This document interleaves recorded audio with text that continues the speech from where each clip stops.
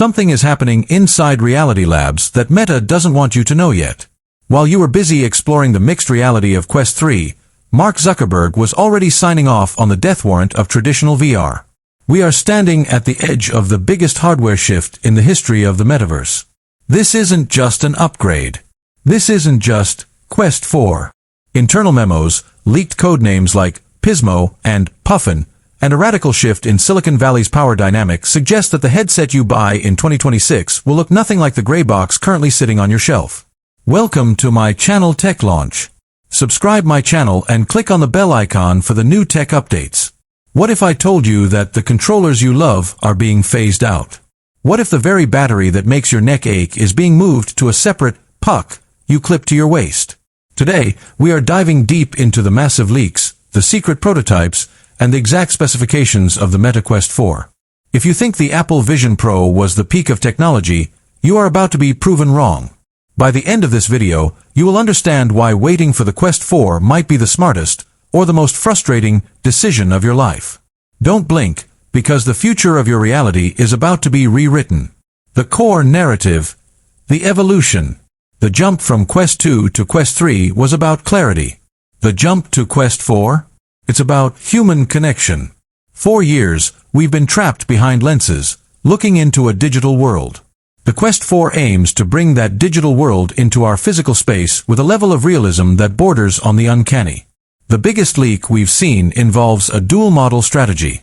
Internal sources call them Pismo High and Pismo Low.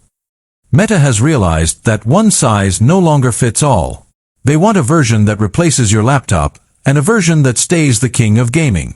But there's a catch. The rumors of a Quest 4 name might actually be wrong.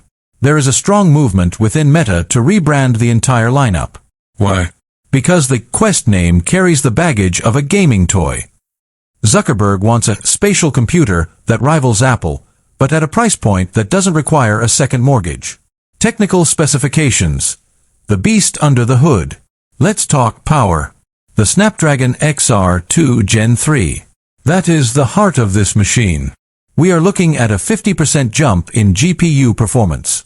This means games that used to require a PC will now run natively on your face. But it's not just about the chip. It's about the eyes. Eye tracking and face tracking are finally coming to the standard model. No more Pro exclusivity. Imagine playing a game where the world reacts to your gaze. If you look at an NPC, they look back. If you wink, they react. This is enabled by dynamic foveated rendering. The headset only renders what you are looking at in full 4K detail, saving power and boosting performance where it matters. This is how Meta plans to crush the competition.